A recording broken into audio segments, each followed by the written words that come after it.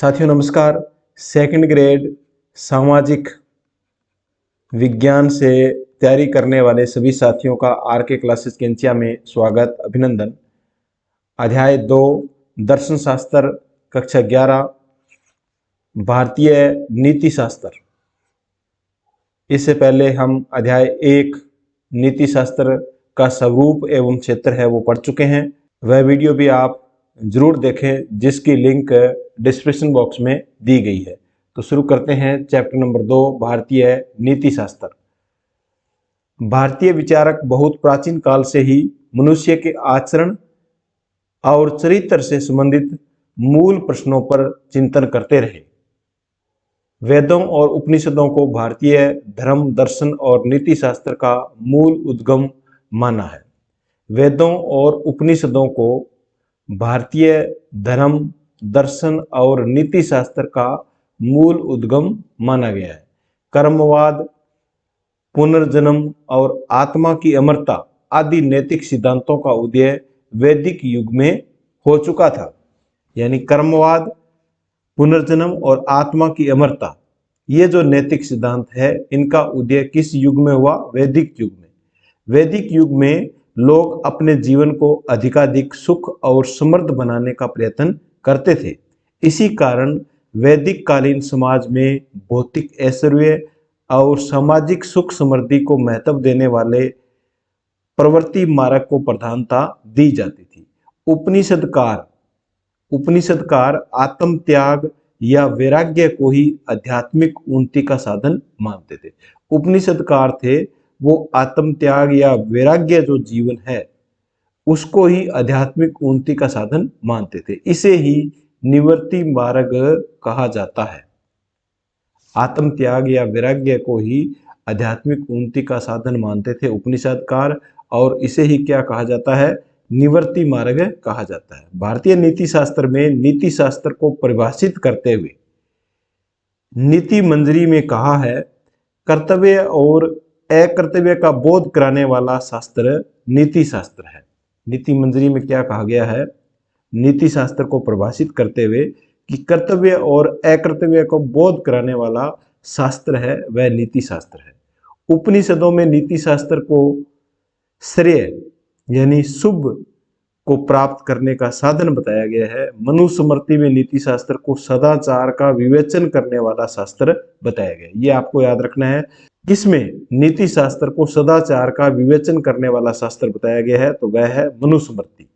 चाणक्य के अनुसार नीति शास्त्र मानव चरित्र के मूल्यांकन की एक विधि है। तो किसके अनुसार? चाणक्य के अनुसार नीति शास्त्र मानव चरित्र के मूल्यांकन की एक विधि है। शुक्राचार्य के लिखते हैं कि जो शास्त्र न्याय व्यापार करे अर्थात व्यक्ति और समाज को कुमार्ग से सुमार्ग की ओर ले जाए वह क्या है? नीति शास्त्र है। भारतीय नीति शास्त्र में प्रवृत्ति और निवृत्ति, भोग और योग, यथार्थ और आदर्श का समन्वय है। भारतीय नीति शास्त्र में प्रवृत्ति और निवृत्ति, भोग और योग, यथार्थ और आदर्श का समन्वय है। ये जो कथन है वो आपको याद रखने हैं। नेक्स्ट है आश्रम व्यवस्था का निहितार्थ।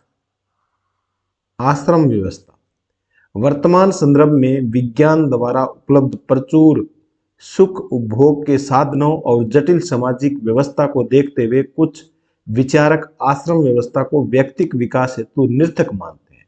वर्तमान विज्ञान के द्वारा हमें जो सुख सुविधा के साधन उपलब्ध कराए गए हैं उनकी व्यवस्था को देखते हुए कुछ जो विचारक है वो आश्रम व्यवस्था को व्यक्तिक विकास हेतु निरर्थक मानते हैं। परंतु वास्तविकता यह है कि इस व्यवस्था में कुछ स्थायित्व ऐसे हैं जिन्हें आज भी मानव दूसरे रूपों में स्वीकार करता है। जैसे आज के संदर्भ में ब्रह्मचर्य का अर्थ अपनी शारीरिक, ऐन्द्रिक एवं मानसिक ऊर्जा का संरक्षण करते हुए उसे केवल विद्या अध्ययन में अथवा किसी कौशल को सीखने में व्यय करना है। निष्ठा और स्वयं के बिना सफलता प्राप्त नहीं हो सकती। यानी हम इसमें कहा गया है कि आश्रम व्यवस्था को आज वैज्ञानिक युग में हम सही नहीं मानते हैं, फिर भी आज के संदर्भ में ब्रह्मचर्य का जो अर्थ है उसको शारीरिक, ऐन्द्रिक और मानसिक ऊर्जा का संरक्षण करते हुए केवल विद्या अध्ययन में अथवा किसी कौशल को सीखने में व्यय करना है।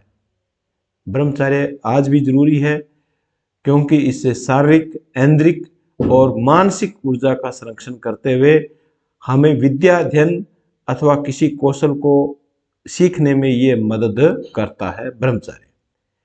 निष्ठा और स्वयं के बिना सफलता प्राप्त नहीं हो सकती।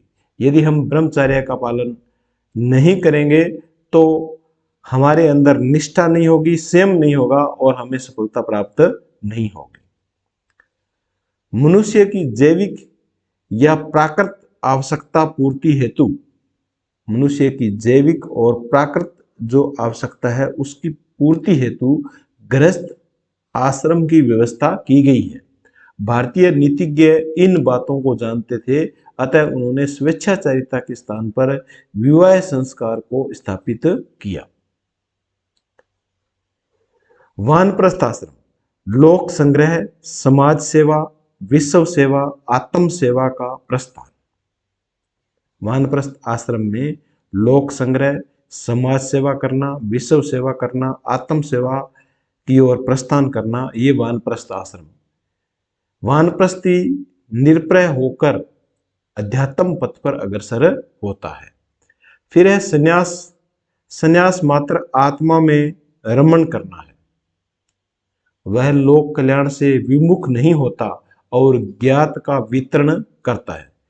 सन्यासी का कर्तव्य है आत्म साक्षात्कार करना था, जीवन के परम सत्य में स्थित होना है और प्रवचन एवं स्वाध्याय करना है। यानी सन्यास के द्वारा लोक कल्याण के कार्य करना, ज्ञात का वितरण और सन्यासी कर्तव्य यानी आत्म साक्षात्कार करना था। जीवन के परम सत्य में स्थित होना है और प्रवचन और स्वाध्याय करना है। आधुनिक युग में चाहे जितना विकास हुआ हो, जितने नए मानवीय मूल्यों के प्रति आकर्षण बढ़ा हो, फिर भी आश्रम व्यवस्था के गुणों को व्यक्तिक, सामाजिक और मनोवैज्ञानिक चारित्रिक दृष्टि से अस्वीकार नहीं किया जा सकता। कहा गया है कि आश्रम व्यवस्था को व्यक्तिक, सामाजिक, मनोवैज्ञानिक और चारित्रिक दृष्टि से अस्वीकार नहीं किया जा सकता। सत्य तो यह है कि व्यक्तिक विकास और सामाजिक कल्याण की दृष्टि से आश्रम व्यवस्था अपरिहार्य है। यद्यपि इसमें युगानुकूल संशोधन किया जा सकता है, तथापि इसके महत्व को नकारा नहीं जा सकता। यानी आश्रम व्यवस्था का जो महत्व वैदिक युग में था वही आज भी इसका महत्व बना हुआ है। फिर है ऋण व्यवस्था। वेदों के अनुसार सुख और स्वर्ग प्राप्ति ही मानव का चरम लक्ष्य है। वेदों के अनुसार सुख और स्वर्ग प्राप्ति ही मानव का क्या है? चरम लक्ष्य है। इस लक्ष्य की प्राप्ति मनुष्य को धर्म, सत्कर्म, यज्ञ, कर्तव्य आदि पालन से होती है। ये जो सुख और स्वर्ग की प्राप्ति है, इस लक्ष्य की प्राप्ति किससे होती है? धर्म से होती है, सत्कर्म करने से होती है, यज्ञ से होती है, कर्तव्य आदि के पालन से होती है। इस चरम लक्ष्य की प्राप्ति के लिए वेदों में मनुष्य को ऋण त्रय से मुक्त होने पर जोर दिया गया है। ऋण त्रय, 3 ऋण है, उनसे मुक्त होने पर जोर दिया गया है वेदों में। ऋण 3 प्रकार के हैं, देव ऋण, ऋषि ऋण और पितृ ऋण। तो 3 प्रकार के ऋण कौन कौन से? देखो, देव ऋण नंबर 1 है देव ऋण। वेदों में भौतिक समृद्धि के दाता के रूप में देवताओं को माना जा गया है। वेदों के अंदर भौतिक समृद्धि का जो दाता है वो किसे माना गया है? देवता को माना गया है। देवता मनुष्यों को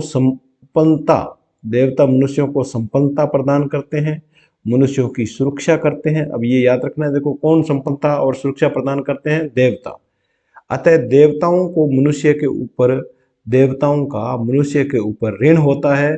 यज्ञों द्वारा मनुष्य देवताओं को प्रसन्न कर उनके ऋण से मुक्त होता है। तो ये है देव ऋण। देव ऋण से मुक्त कैसे मनुष्य हो सकता है? तो यज्ञों द्वारा देव ऋण से मनुष्य मुक्त हो सकता है। फिर है ऋषि ऋण, 2 नंबर पर है ऋषि ऋण। वैदिक व्यक्ति प्राचीन ऋषियों से सांस्कृतिक विरासत के रूप में ज्ञान ग्रहण करता है। वैदिक जो काल में जो व्यक्ति था वह प्राचीन ऋषियों से सांस्कृतिक विरासत के रूप में क्या ग्रहण करता है? ज्ञान ग्रहण करता है।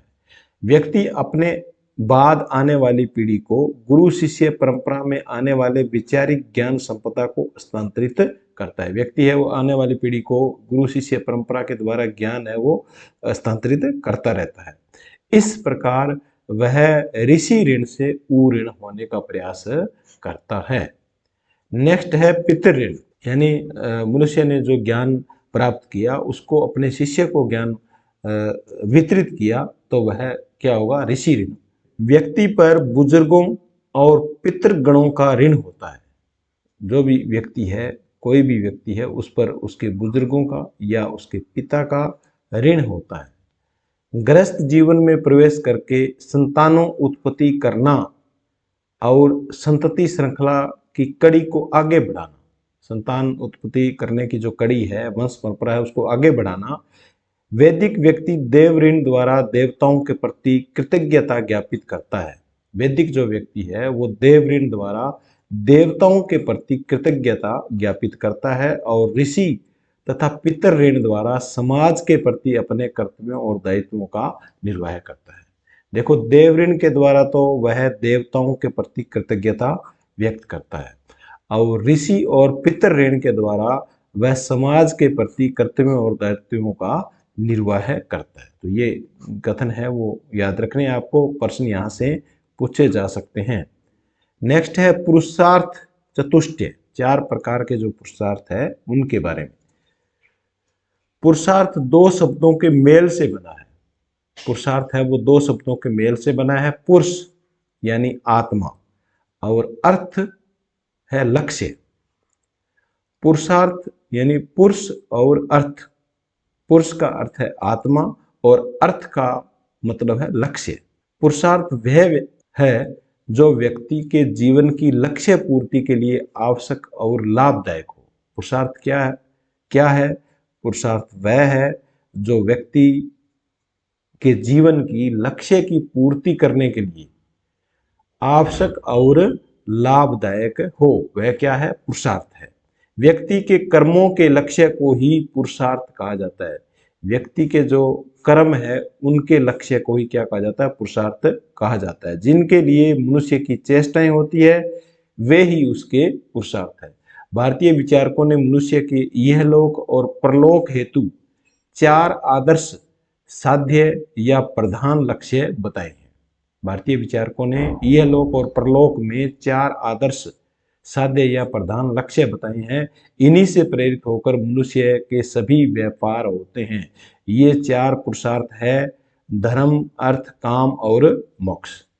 अब इनको हम एक एक करके पढ़ेंगे। देखो, धर्म शब्द धीर धातु से बना है, ये याद रखना है। देखो, धर्म शब्द किससे बना है? धीर धातु से बना है। धर्म का अर्थ धारण करने योग्य कर्म से किया गया है। धर्म का अर्थ क्या है? धारण करने योग्य कर्म। धर्म जीवन का एक अंश नहीं है बल्कि संपूर्ण जीवन में व्यापक है। यानी धर्म है वो जीवन का एक अंश नहीं है, संपूर्ण जीवन में है वो धर्म व्यापक है। जीवन के सभी क्षेत्रों में कर्तव्य का समुचित पालन करने वाला व्यक्ति ही सच्चा धार्मिक व्यक्ति है। यानी जीवन के जो सभी क्षेत्र है उनमें कर्तव्यों का समुचित पालन करने वाला व्यक्ति ही क्या है? सच्चा धार्मिक व्यक्ति है। ऋग्वेद के अनुसार सत्यात नास्ति परो धर्म, अर्थात सत्य से बढ़कर अन्य कोई धर्म नहीं है। यह कथन किस में कहा गया है? ये भी याद रखना आपको, सत्य से बढ़कर अन्य कोई भी धर्म नहीं है, ये ऋग्वेद में कहा गया है। पाश्चात्य दर्शन में धर्म को रिलीजन कहते हैं। पाश्चात्य दर्शन में धर्म को क्या कहते हैं? रिलीजन कहते हैं। रिलीजन और धर्म समानार्थी नहीं है। देखो, रिलीजन पाश्चात्य दर्शन में धर्म को कहते हैं, धर्म और रिलीजन दोनों क्या है? समानार्थी नहीं है। धर्म का क्षेत्र रिलीजन के क्षेत्र से व्यापक है। रिलीजन का अर्थ उस मार्ग या पद्धति से है जो ईश्वर या सत्य से मिलाए, परंतु धर्म संपूर्ण जीवन को संतुष्ट करता है। तो दोनों का अर्थ आपको याद रखना है, रिलीजन और धर्म में अंतर। रिलीजन साधन है जबकि धर्म क्या है, साध्य है। सभी मनुष्यों को अपने धर्म का पालन करना चाहिए। गीता में कहा गया है कि सर्वधर्मे निधनम श्रेय प्रो धर्मो भयावह। मनु ने धर्म के 10 लक्षण बताए हैं। मनु ने कितने बताए हैं धर्म के लक्षण? 10 लक्षण। ये 10 लक्षण है वो आपको याद रखने हैं। कौन कौन से है? धैर्य, क्षमा, इंद्रिय निग्रह, मानसिक संयम, अंतः बाह्य शुद्धि, अस्त्य, धी, विद्या, सत्य और अक्रोध का भाव। ये 10 मनु ने धर्म के 10 लक्षण बताए हैं। ये 10 के 10 लक्षण आपके याद होने चाहिए। डॉक्टर राधा कृष्णन के शब्दों में चारों वर्णों और चारों अवस्थाओं और चारों पुरुषार्थों से संबंध मनुष्य के निशेष कर्तव्य समुदाय को धर्म कहा जाता है। तो ये परिभाषा भी याद रखनी है आपको। डॉक्टर राधा कृष्णन के द्वारा ये परिभाषा धर्म की दी गई है कि चारों वर्ण, चारों अवस्थाएं, चारों पुरुषार्थ, इनके जो संबंध मनुष्य के जो कर्तव्य है उसको क्या कहा गया है? धर्म कहा जाता है। नेक्स्ट है धर्म के बाद में अर्थ। अर्थ मनुष्य जीवन की समस्त भौतिक सुख सुविधाओं का आधार है। अर्थ है वो मनुष्य जीवन की जो समस्त भौतिक सुख सुविधाएं हैं उनका आधार है। यहां से प्रश्न पूछा जा सकता है मनुष्य जीवन की समस्त भौतिक सुख सुविधाओं का आधार है तो क्या है? अर्थ। भर्तृहरि धन को ही सभी गुणों की खान मानते हैं। कौन मानते हैं? भर्तृहरि। धन को व्यक्ति और समाज के भौतिक विकास के लिए आवश्यक माना गया है। बिना धन के व्यक्ति की आवश्यकताएं पूरी नहीं हो सकती। चाणक्य का कथन है कि वाणी का लगा हुआ घाव अर्थ से दूर हो जाता है। ये कथन भी किसका है? ये चाणक्य का। चाणक्य का कथन है कि वाणी से लगा हुआ घाव अर्थ से यानी धन से दूर हो जाता है। इस प्रकार अर्थ का जीवन में महत्वपूर्ण स्थान है। तथापि धन मानव के लिए एक साधन है। इसे जब भी साध्य माना गया तब मानवीय मूल्यों का ह्रास हुआ। यानी जब अर्थ को साध्य माना गया तब मानवीय मूल्यों का क्या हुआ? ह्रास हुआ। तो ये है अर्थ। काम को 2 अर्थों में प्रयुक्त किया जाता है, सामान्य अर्थ और विशेष अर्थ। काम को कितने अर्थों में प्रयुक्त किया जाता है? 2 अर्थों में, सामान्य अर्थ और विशेष अर्थ। सामान्य अर्थ में विषय अनुभव जन्य सुख काम है, अर्थात बाह्य वस्तु जो सुखद प्रतीत हो उसके अनुभव की इच्छा काम है। काम के अंतर्गत समस्त इंद्रिय जन्य सुख और मानसिक सुख आते हैं।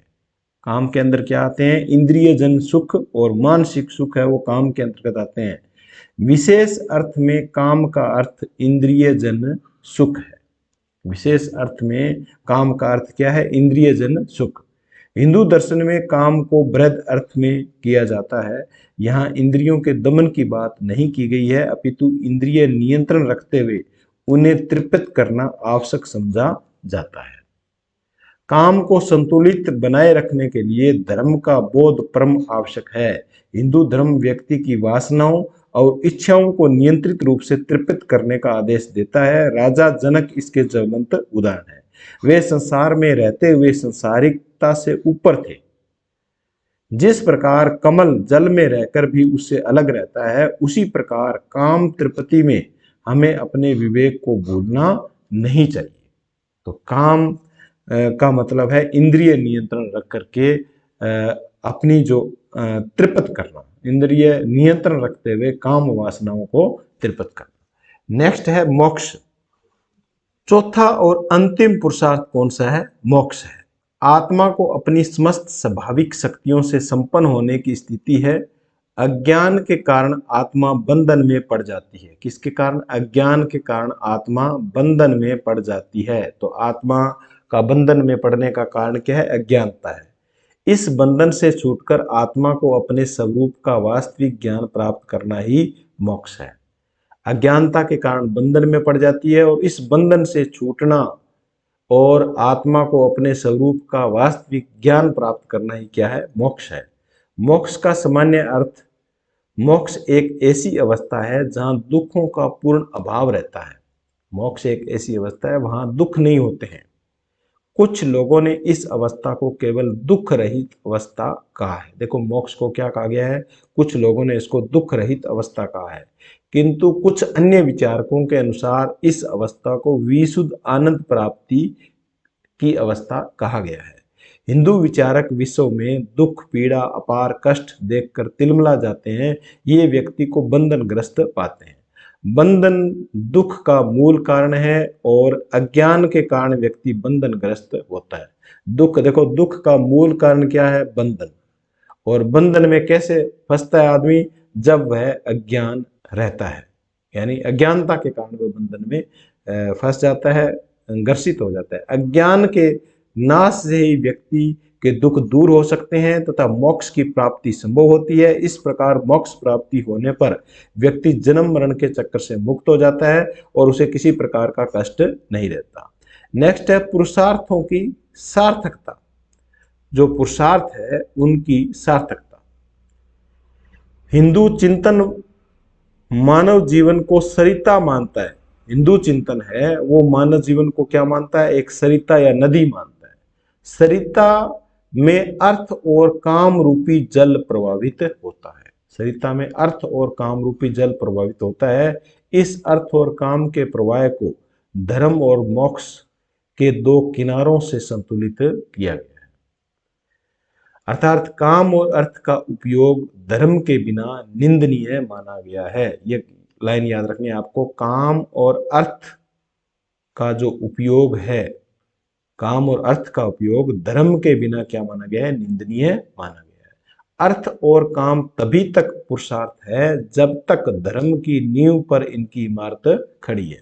धर्म का फल लौकिक सुख, शांति और परलौकिक लक्ष्य स्वर्ग माना गया है। स्वर्ग सुखों की भी समाप्ति होती है, स्वर्ग सुखों की भी समाप्ति होती है। उपनिषद, गीता और पुराण, उपनिषद, गीता और पुराण ये स्वीकारते हैं कि धार्मिक कर्तव्यों के फलस्वरूप जो पुण्य संचित होता है, यानी धार्मिक जो हम कर्तव्य करते हैं उनके फलस्वरूप जो पुण्य संचित होता है वह भी भोग के पश्चात क्षय हो जाता है। मनुष्य को स्वर्ग छोड़कर पुण्य मृत्यु लोक में आना पड़ता है, यानी जो हमने जो संचित कर रखा है पुण्य, वह भी हम उसका भोग कर लेते हैं तो उसका क्षय हो जाता है, वह नष्ट हो जाता है। और इस प्रकार मनुष्य स्वर्ग छोड़कर मृत्यु लोक में मनुष्य को आना पड़ता है। आदर्श के दृष्टिकोण से मोक्ष ही सर्वप्रमुख पुरुषार्थ है। आदर्श दृष्टिकोण के अनुसार मोक्ष ही क्या है, सर्वप्रमुख पुरुषार्थ है। प्रश्न पूछा जा सकता है सर्वप्रमुख पुरुषार्थ कौन सा है, मोक्ष। अन्य पुरुषार्थ उसकी प्राप्ति के साधन मात्र है। अन्य जो पुरुषार्थ है तीन, वो मोक्ष प्राप्ति के क्या है, साधन मात्र है। मोक्ष आत्म साक्षात्कार या परम आनंद है। मोक्ष किसे कहते हैं, आत्म साक्षात्कार या परम आनंद को मोक्ष कहते हैं, को जीवन का चरम लक्ष्य स्वीकार करते हैं। मोक्ष शुभ और अशुभ से परे निर्विकार स्थिति है, इसमें किसी भी प्रकार का विकार नहीं है, शुभ अशुभ नहीं है। भारतीय विचारक मोक्ष को ही सर्वोच्च आदर्श मानते हैं। तो ये है पुरुषार्थ की सार्थकता। नेक्स्ट है निष्काम कर्म। गीता में निष्काम कर्म के बारे में बताया गया है, लोक संग्रह के बारे में बताया गया है। तो भागवत गीता, जिसे हम गीता कहते हैं, हिंदुओं का पवित्र और लोकप्रिय धार्मिक ग्रंथ है।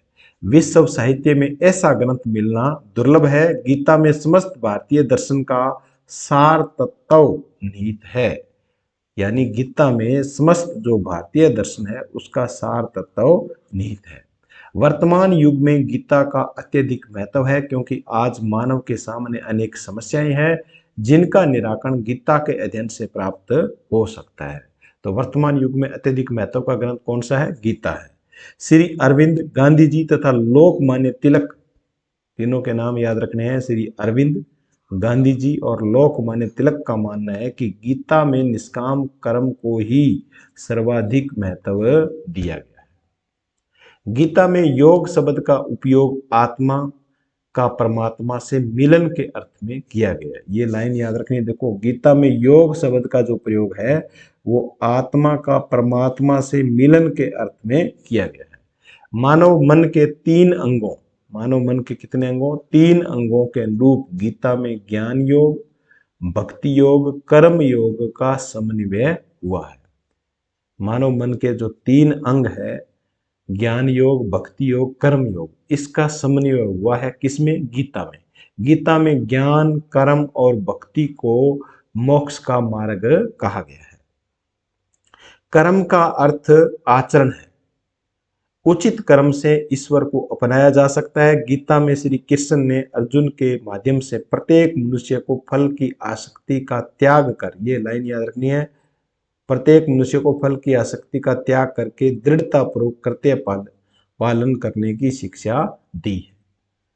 निष्काम कर्म में प्रवृत्ति और निवृत्ति के बीच, कर्मवाद और संन्यास के बीच, भोगवाद और वैराग्यवाद के बीच सामंजस्य स्थापित किया जाता है। यानी निष्काम कर्म में प्रवृत्ति और निवृत्ति, कर्मवाद तथा संन्यास, भोगवाद और वैराग्यवाद के बीच सामंजस्य स्थापित किया जाता है। कर्म तो हमें करना ही है, परंतु श्री कृष्ण ने स्पष्ट कहा है कि जो मनुष्य अपने कर्मों के फल को ईश्वर की उपासना करते हुए उसी को समर्पित कर देते हैं, वे संसार के दुखों से मुक्त हो जाते हैं। श्री कृष्ण भगवान कहते हैं कि जो मनुष्य अपने कर्मों के फलों को, जो परिणाम है, उसको ईश्वर की उपासना करते हुए उसे समर्पित कर देते हैं, वे संसार के दुखों से क्या हो जाते हैं? मुक्त हो जाते हैं। साधारणतः हम फल की आशा से कर्म करते हैं। साधारणतः क्या होता है? यही होता है कि हम फल की आशा से कर्म करते हैं।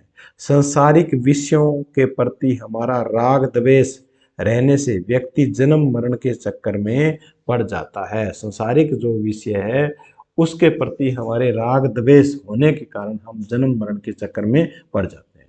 कर्तव्य पर हमारा कोई अधिकार नहीं रहता। फल सदैव हमारी कामना के अनुकूल भी नहीं रहता।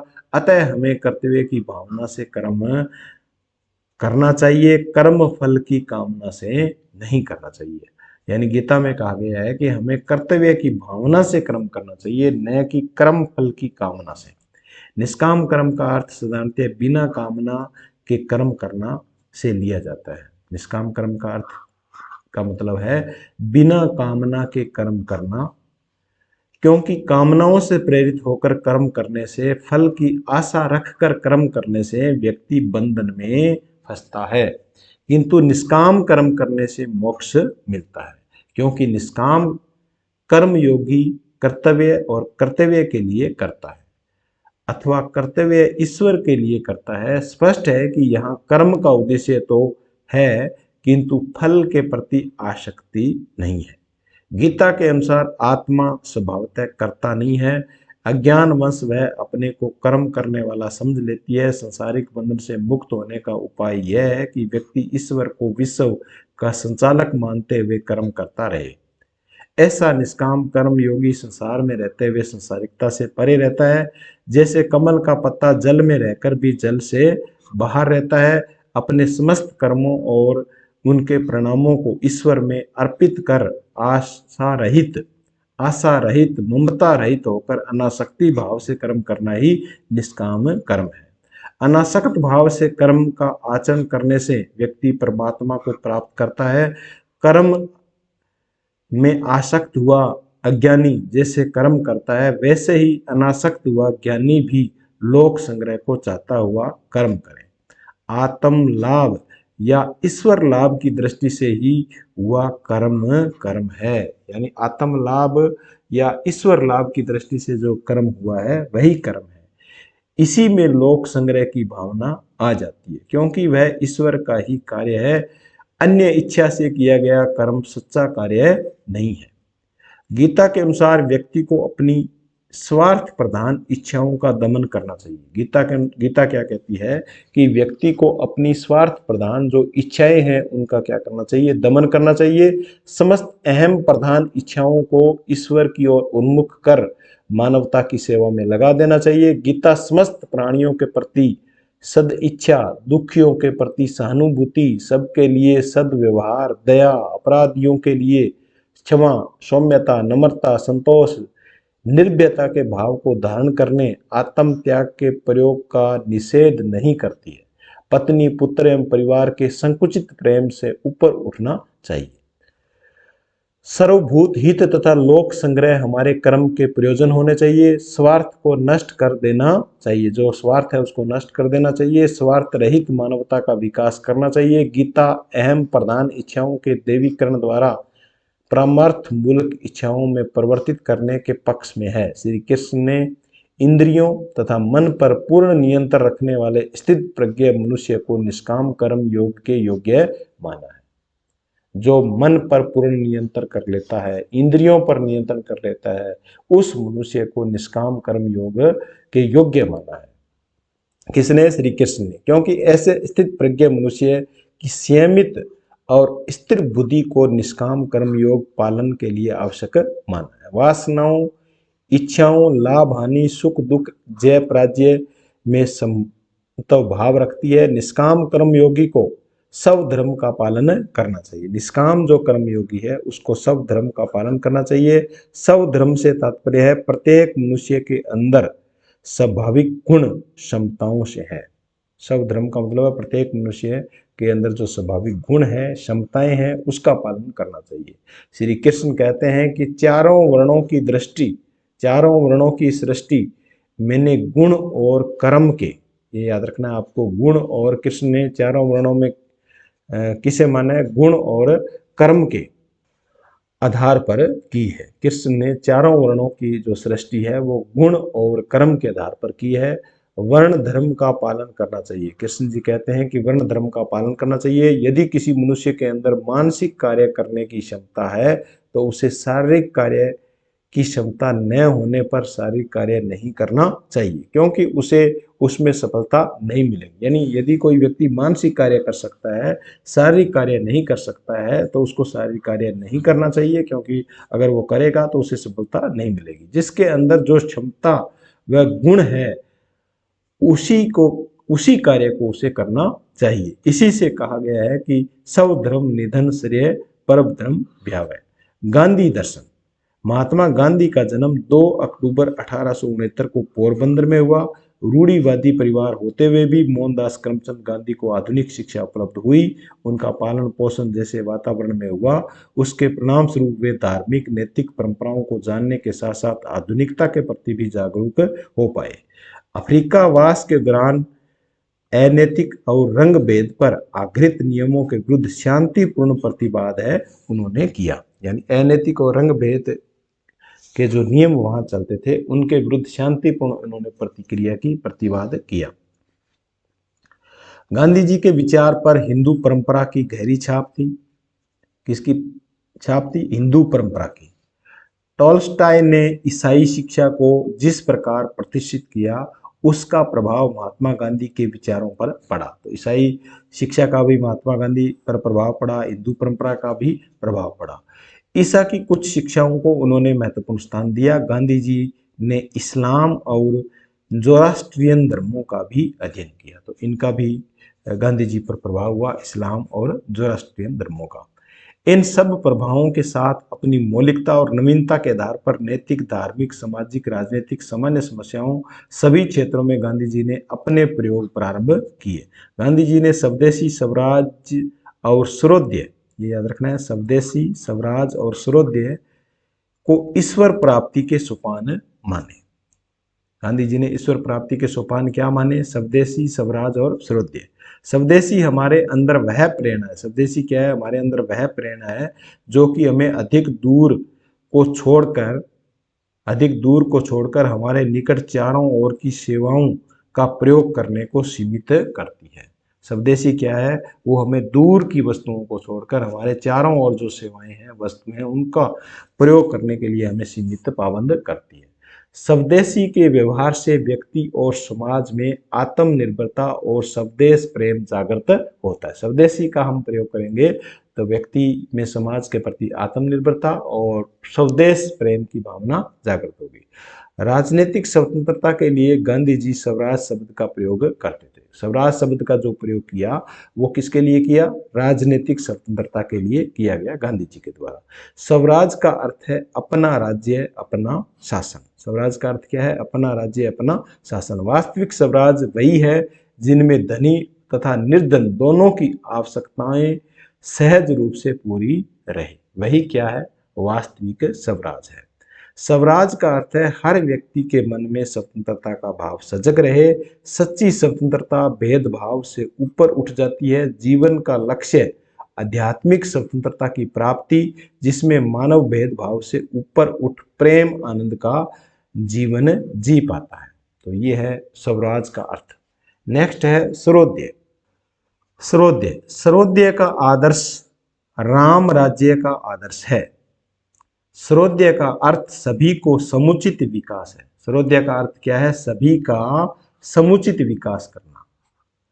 उसका लक्ष्य एक ऐसे समाज की स्थापना करना है जिसमें सभी व्यक्तियों, भाषाओं, धर्मों और साहित्य इत्यादि का अभ्युदय का अवसर मिले, यानी सभी का विकास हो, सभी का उदय हो।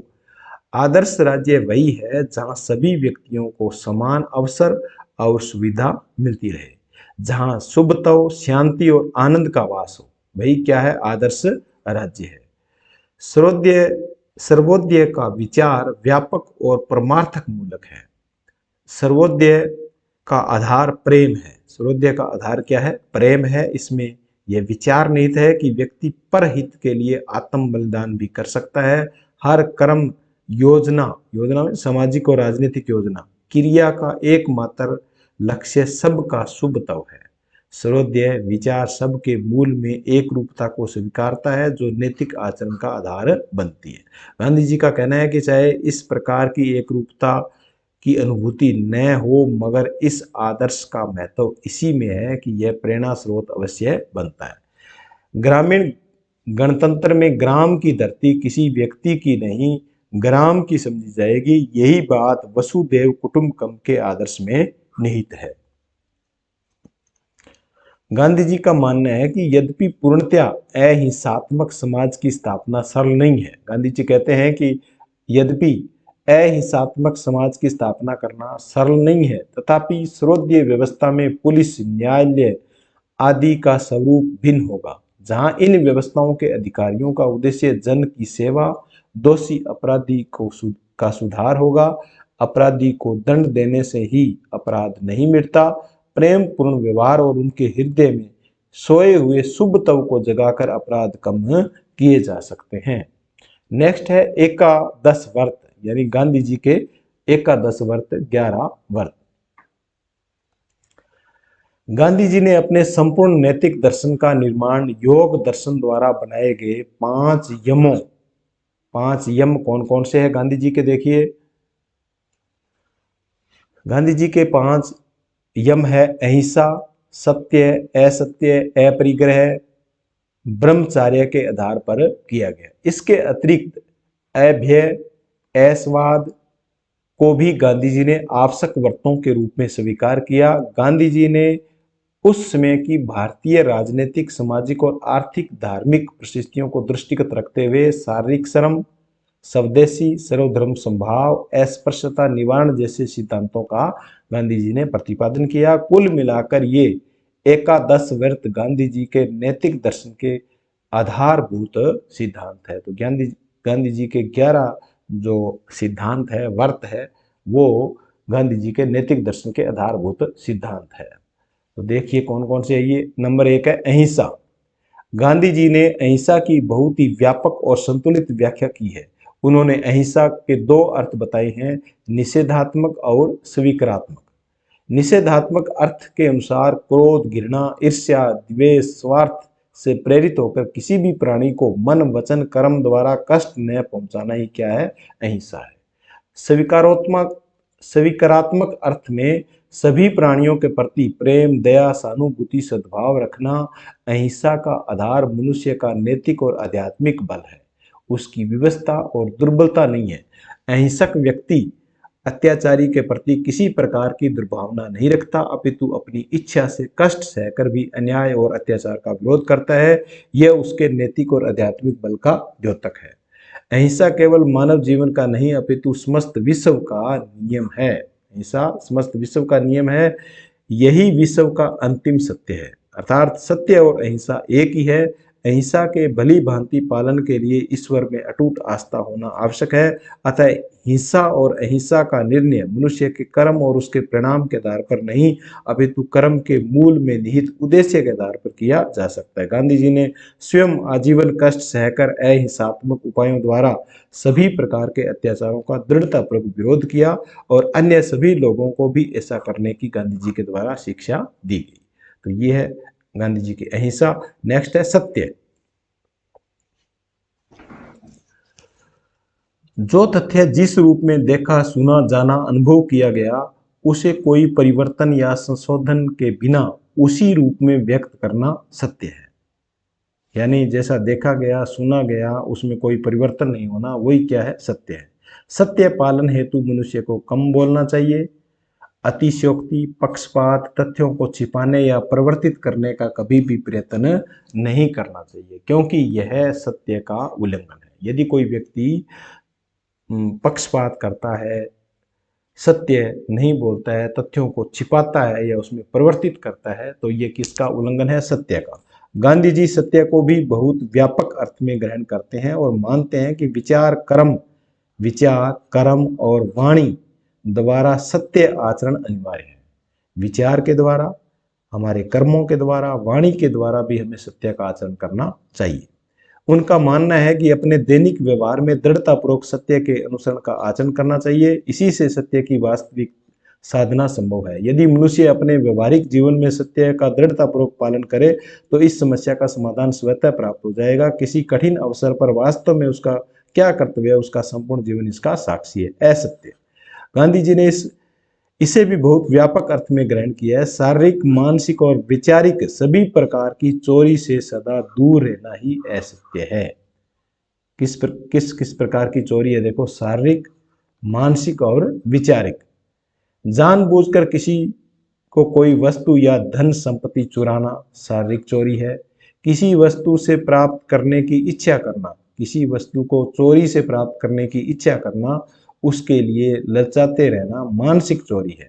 किसी अन्य व्यक्ति के विचारों को स्वयं अपने मौलिक विचार कहकर दूसरों के समक्ष प्रस्तुत करना वैचारिक या बौद्धिक चोरी। यदि आप किसी दूसरे के विचार अपने बना करके किसी के समक्ष प्रस्तुत करते हो तो ये कौन सी चोरी है? वैचारिक चोरी है। ये किस में आते हैं? शारीरिक चोरी, मानसिक चोरी, ये असत्य में आते हैं। ये भी याद रखना आपको।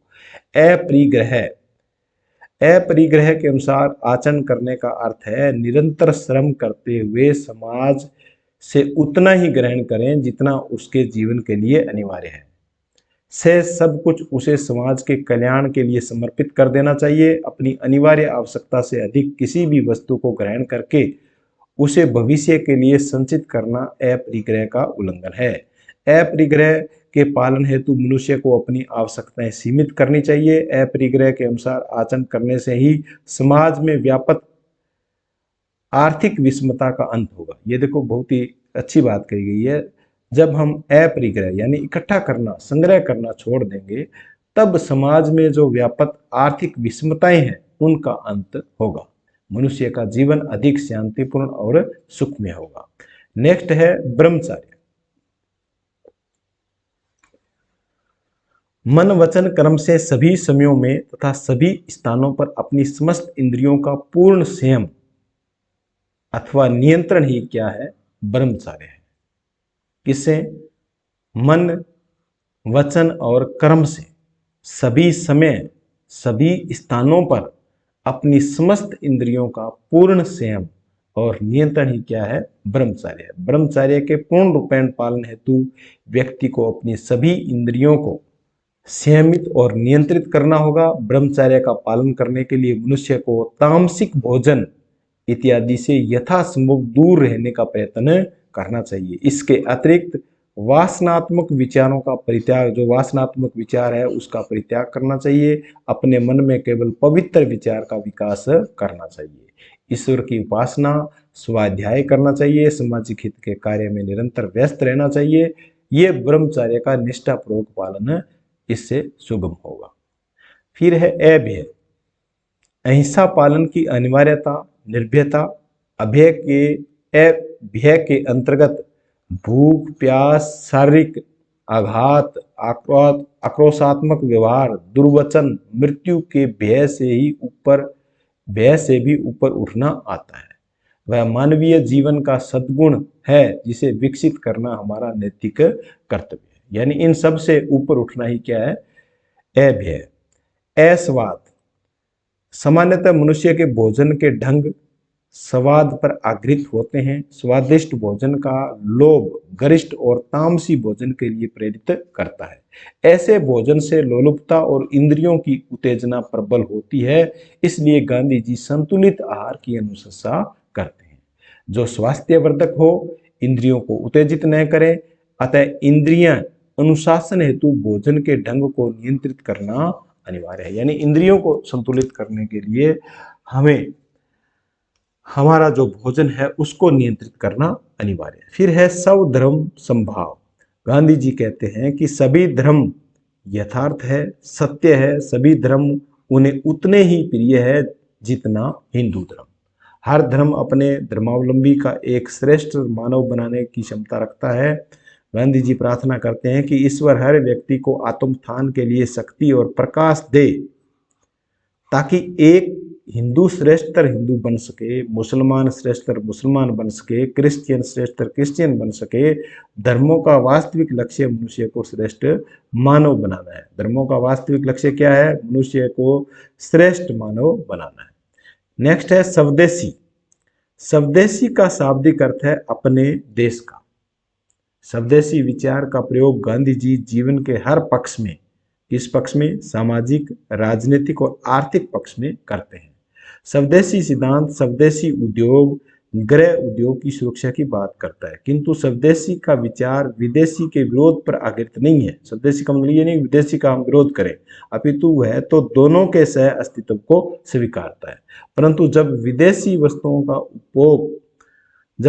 वस्तुओं का उपयोग स्वदेश के अस्तित्व के लिए संकट बन जाता है, तब उसके बहिष्कार की बात करता है। क्योंकि हर देश का प्रथम कर्तव्य है कि सबों के लिए रोजगार, काम तथा भोजन की व्यवस्था करना है। तो ये स्वदेशी के बारे में बताया गया है। नेक्स्ट है शारीरिक श्रम। 10वां जो गांधी जी का वार्ता है वह है शारीरिक श्रम। गांधी जी का तात्पर्य है कि जीवित रहने के लिए हर व्यक्ति को श्रम करना आवश्यक है। हर व्यक्ति श्रम की गरिमा को समझते हुए कम से कम अपनी रोटी के लिए तो कुछ शारीरिक कर्म आवश्यक रूप से करे। हर व्यक्ति हर प्रकार की शारीरिक कर्म नहीं कर सकता, अतः व्यक्ति स्वयं निर्धारित करे कि वह किस प्रकार का शारीरिक श्रम कर सकता है। व्यक्ति अपनी शक्ति और रुचि के अनुरूप किसी भी कार्य का चयन कर सकता है। हर व्यक्ति को स्वेच्छा से श्रम करना चाहिए, बाध्यता से नहीं, क्योंकि सामाजिक जीवन का आधार प्रेम तथा स्वेच्छापूर्ण सहयोग है। 11वां जो एकादश व्रत है गांधी जी का वह है अस्पृश्यता निवारण। छुआछूत समाज का एक कलंक है, उसको दूर करना प्रत्येक का धर्म है। सभी प्रकार के शारीरिक श्रम समान है, शारीरिक श्रम परमावश्यक है। गांधी जी ने सभी प्रकार की सफाई जैसे मलमूत्र, कूड़ा करकट, सार्वजनिक शौचालय, नालियां, गलियां, सड़कें आदि का कार्य सबको करने का परामर्श दिया है। तो ये 11 गांधी जी के महावार्त थे जिनको आपको याद रखना है। नेक्स्ट है बहुविकल्पी प्रश्न। नीति शास्त्र मानव चरित्र मूल्यांकन की विधि है। नीति शास्त्र है वो क्या है? मानव चरित्र के मूल्यांकन की एक विधि है। ये किसने कहा? ये चाणक्य के द्वारा कहा गया है। बौद्धिक और चारित्रिक विकास कराने वाला आश्रम है। बौद्धिक, जिसमें बौद्धिक विकास होता है, बुद्धि का विकास होता है, चारित्रिक विकास होता है, वह आश्रम है ब्रह्मचर्य आश्रम। कर्म फल में आसक्ति का त्याग करने वाला सिद्धांत या मार्ग है निष्काम कर्म। देवताओं का मनुष्य को संपन्नता और सुरक्षा प्रदान करना कहलाता है देवव्रत। नेक्स्ट है धारण करने योग्य कर्म है धर्म। धारण करने योग्य कर्म कौन सा है? धर्म। सब धर्मेन निधनम श्रेय परम धर्मो भयावह कहा गया है, गीता में कहा गया है। निष्काम कर्म को सर्वाधिक महत्व दिया गया है श्री अरविंद द्वारा, गांधी जी द्वारा, लोकमान्य तिलक द्वारा, उपरोक्त तीनों के द्वारा। इंद्रियों और मन पर पूर्ण नियंत्रण रखने वाला कहलाता है ब्रह्मचारी। इंद्रियों और मन पर पूर्ण नियंत्रण रखने वाला ब्रह्मचारी कहलाता है। गांधी जी के विचारों पर प्रभाव पड़ा इस्लाम धर्म का, ईसाई धर्म का, हिंदू धर्म का, तीनों का। एकादश व्रत में सम्मिलित नहीं है आत्म बलिदान, आत्म बलिदान इसमें सम्मिलित नहीं है। ऐसवाद विचार का सीधा संबंध है ब्रह्मचार्य से। मनु द्वारा बताए गए लक्षणों में सम्मिलित नहीं है। अहिंसा, उन्होंने 10 लक्षण बताए हैं जिसमें अहिंसा सम्मिलित नहीं है। मोक्ष है वास्तविक ज्ञान, बंधन का नाश, विशुद्ध आनंद, उपरोक्त तीनों। श्री कृष्ण ने चारों वर्णों की सृष्टि का आधार बताया है। गुण कर्म, कर्म और गुण दोनों कोई नहीं। तो कर्म और गुण को श्री कृष्ण ने चारों वर्णों की सृष्टि का क्या बताया है? आधार बताया है। अतिशयोक्ति, पक्षपात, तथ्यों को छिपाना, परिवर्तित करना, अधिक बोलना आदि किस व्रत का उल्लंघन है? तो ये सत्य का उल्लंघन है। तो हमने दर्शन शास्त्र कक्षा 11 की पाठ्य पुस्तक का अध्याय 2 का प्रश्नों सहित अध्ययन किया। अब हम नेक्स्ट वीडियो में इसका तीसरा अध्याय पढ़ेंगे। धन्यवाद।